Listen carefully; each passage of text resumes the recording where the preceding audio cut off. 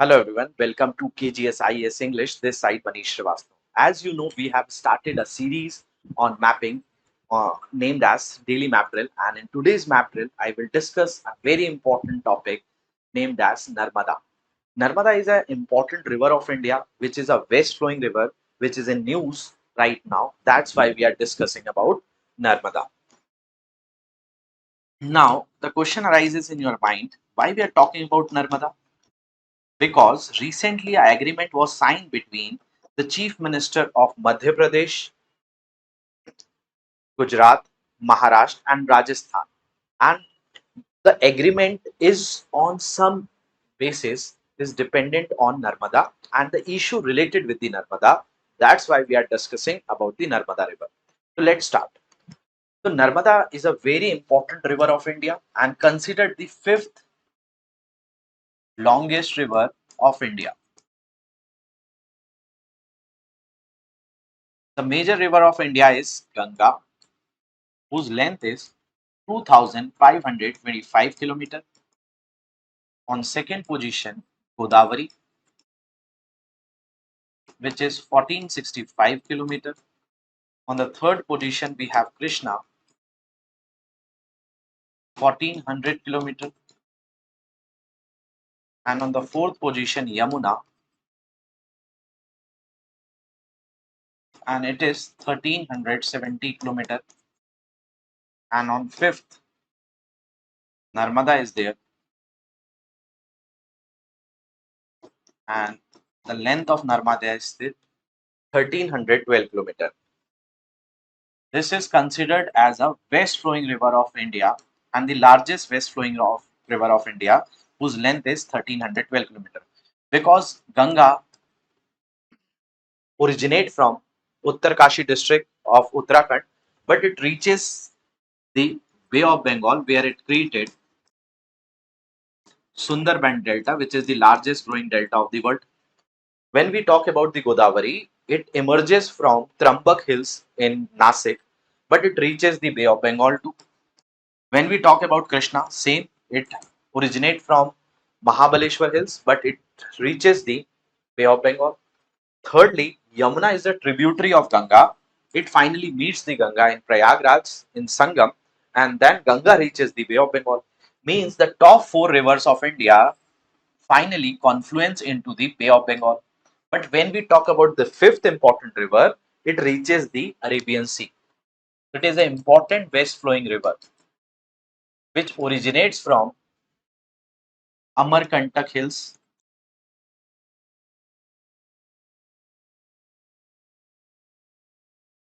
which is a part of Satpura Makal ranges, and there are so many things are associated with this river Narmada. It has some mythological importance as well as strategical importance, and due to this river, a lot of irrigation is possible, agriculture is possible, and apart from those things, the floating solar park is also established on this river. So it have a lot of importance. But why we are talking about Narmada? This is the question. Right now, Narmada is in news because in a major breakthrough for interstate water relations, Chief Minister of Madhya Pradesh, Gujarat, Rajasthan, and Maharashtra, these four ministers, CMs of these states, signed a historical agreement in New Delhi under the oversight of Union Home Minister Amit Shah. The major portion of Narmada usually flow into Madhya Pradesh, but the benefit from this river in terms of irrigation, in terms of water channel, in terms of electricity is taken by these three states too, like Gujarat, Rajasthan, and Maharashtra. It finally confluences into the Gulf of Cambay in Arabian Sea. Before reaches the Arabian Sea, it passes from different important parts of India, which is very much important, and it create a geographical boundary of India. When you go beyond in the northern part, if you go beyond, if somebody is crossing the Narmada River and reaches the other part of India, like if if we just see this map, the above part of India is considered as North India, and the below part of Narmada is considered the South India. So Narmada divides the geographical boundary of India, and it creates a geographical uh, means it divides the India into two parts. The lower portion of the Narmada is considered as southern India, and the upper part is known as northern India. So uh, recently this agreement was signed between those chief ministers under the oversight of Union Home Minister. That's why it is much in news. That's why we are studying this. The agreement resolved the long pending dispute over cost sharing, land acquisition, and rehabilitation and expenses for people displaced by the Sardar Sarovar project through a one time financial settlement. So there have a lot of talk about this settlement recently happened between these four ministers, and basically this agreement is very much important because in earlier days this agreement never reaches to a conclusion because there are several political parties are active in these states. So sometime when Rajasthan have Congress government, BJP have in major the political the strata of BJP is mostly in Madhya Pradesh. Sometimes Gujarat is also a place.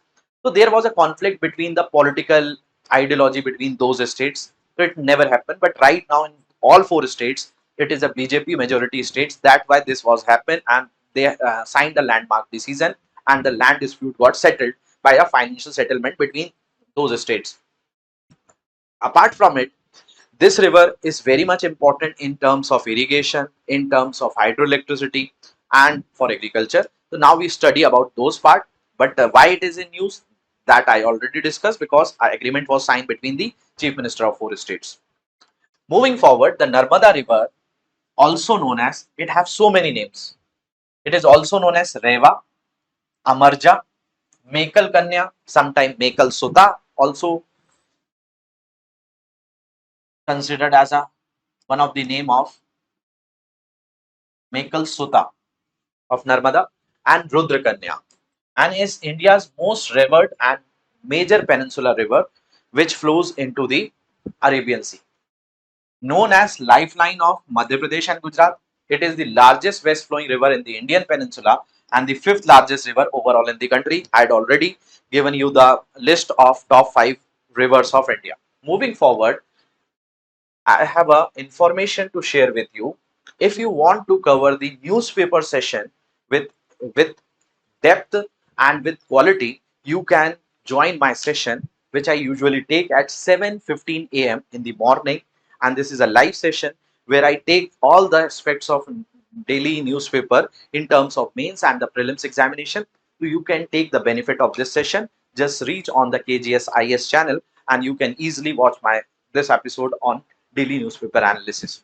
Moving forward, Narmada starts from Amarkantak, and from Amarkantak it reaches till the, here it is known as Gulf of Cambay. It reaches up to Gulf of Cambay starting from Amarkantak region. There are so many dams are associated, several projects like Bargi Dam, like Tawa Dam, and these are the tributaries of Narmada. Here Omkareshwar, important Maheshwar, Narmada Sagar, and Sardar Sarovar. Recently, the agreement which was signed by all those ministers have a major concern over the land acquisition, the tribal issues, and the all issues related this particular project, which was very much in news at that time. That is Sardar Sarovar project. Moving forward, there are so many important projects. Like keep this thing in mind. Like Indira Sagar Dam is made on Narmada River nearby Khandwa. Omkareshwar is also an important place. Sardar Sarovar Dam, and here in Omkareshwar there is a solar floating park is also established. Apart from it, the Bargi Dam, which is also known as Rani Avanti Sai Dagger Dam, is also an important project over this river. Apart from it, the Narmada River, its origin from, it rises from a sacred open spring known as Narmada Kund, located in high altitude plains of Amarkantak in the Makal hills of eastern Madhya Pradesh, sitting at an elevation of 1057 meters above sea level. And unlike the majority of peninsular rivers that drain into east into Bay of Bengal, the Narmada flows horizontally westward due to the Rift Valley. So due to the presence of Rift Valley, it moves towards the western part.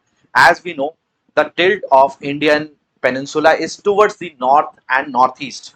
So mostly rivers just reaches the Bay of Bengal, but this river, due to rift, it reaches the Arabian Sea. Next, it travels a total length of 1312 km, 815 miles. When we talk about the tributaries of this Narmada river, it have Hiran River, a tributary, Amarkantak, from the place it started from the Amarkantak, Barna is a tributary, Denwai is a tributary, Tawa, Choti Tawa, Borad, Orsang, and these are the different parts. Surat is nearby this river, as well as Indore, Bhopal. These are the important places which are nearby the this river. This river working as a uh, this river divides the Vindhyan range and Satpura range. It flows in between the Vindhyan range and Satpura range, which is very much important mountain range of the India. And in central India, here consider the Satpura mountains, which have the highest peak named as Dhupgarh, which is also located here. The height of Dhupgarh is 1350 meter, which is in Pachmadi, which is a very important place in terms of tributaries of Narmada. Moving forward, what is the significance of this river? So the agreement showcases successful showcases the successful cooperative federalism concepts, and with multiple states peacefully resolving long-standing dispute over the Narmada project, cost rehabilitation, and this was pending from so many years, finally got a conclusion. Next thing, resolving pending issues enables better use of Narmada basin water resources, strengthening irrigation, drinking water supply, and the hydropower generation across western and central India. So that's why it was much in news, and I have uh, explained each and every aspect of this particular river, Narmada. Hope you understand that part. I have a practice question over it. Just answer in the comment section with reference to Narmada River. Consider the following statement. The Narmada River originates from Amarkantak Plateau. It flows westward through a rift valley between Vindhyan ranges and Satpura ranges. It is the longest river in India that drains into Arabian Sea. The Tawa River is a major right bank tributary of Narmada River. Which of the following statements given below are correct? 1, 2, and 3, 1, 2, and 4, 2, 3, and 4, 1, 2, 3, and 4. So please make sure to answer in the comment section. Moving forward, there is a update for you. If you are preparing for UPSC and wants to opt the optional as an anthropology, we have a important update from 21st July. A batch is starting in English medium for the anthropology aspirants, and you can take those classes and cover your optional in with depth. So kindly join this session if you want to take the anthropology as an option. Moving forward, if you want to download the PDF of this session, just download from this Telegram channel. And for any updates, just join the Instagram channel of KGS IAS. Hope you like this session. Please let me know in the comment section. I will meet you soon. Thank you very much for watching this. Have a great day to everyone.